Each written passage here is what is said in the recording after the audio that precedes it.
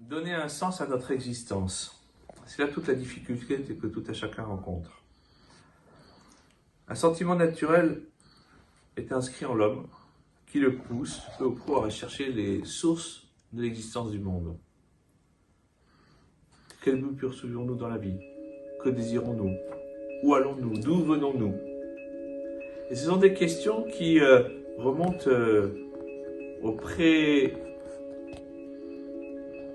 au démarrage de l'humanité.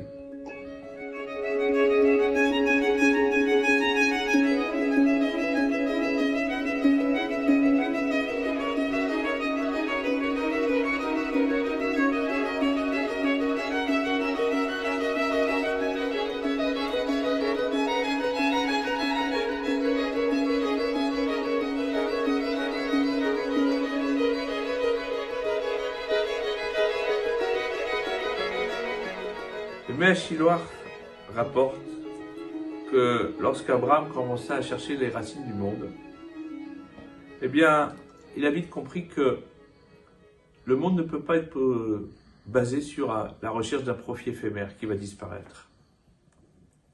Il a cherché la vérité avec un grand V, le Emet. Et donc, le Midrash enseigne qu'au départ, Abraham avait interloqué par les réalisations de la tour de Babel. C'est extraordinaire. Ces gens, ils ont fait un travail fabuleux. Et puis, il s'est vite rendu compte de la futilité et du caractère dégradé de toutes les réalisations humaines. Un homme peut bâtir des bâtiments merveilleux, mais naturellement, ils vont se dégrader. Car tout ce qui est matériel est destiné à disparaître, sauf si on l'entretient de manière permanente. Il y a une seule chose qui ne se dégrade jamais, c'est l'esprit. Et Abraham a réalisé quelque chose que finalement personne n'a réalisé avant lui et beaucoup après lui ne l'ont pas encore compris. Que Hachem est partout, pas simplement dans les fêtes extraordinaires, mais plus encore dans l'ordinaire. Le vrai miracle, Abraham nous l'enseigne, ce n'est pas les miracles, ce n'est pas des bouleversements de la création, sinon le simple fait qu'il y ait le Teva, la nature, l'ordre naturel, des choses inscrites par Hachem dans la création, c'est ça le vrai miracle. Et c'est ça le vrai sens de la vie.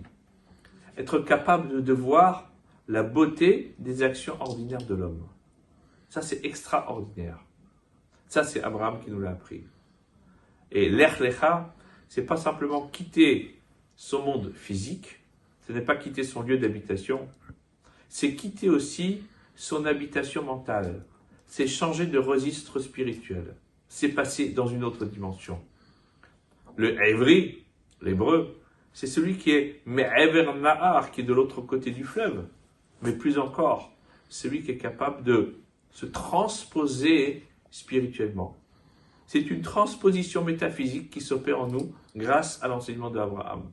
Désormais, nous sommes ceux qui sont les descendants de Abraham, Yitzhak et Yaakov, d'être capables de percevoir la grandeur de Hachem, même dans les actes les plus infiniment anodins ou prétendus tels de notre existence. C'est cela a donné un sens à notre vie, et grâce à cela, par la réalisation que tous ces petits actes relèvent et procèdent de la volonté du Tout-Puissant, nous serons à même d'avoir une vie extraordinaire. Je vous remercie.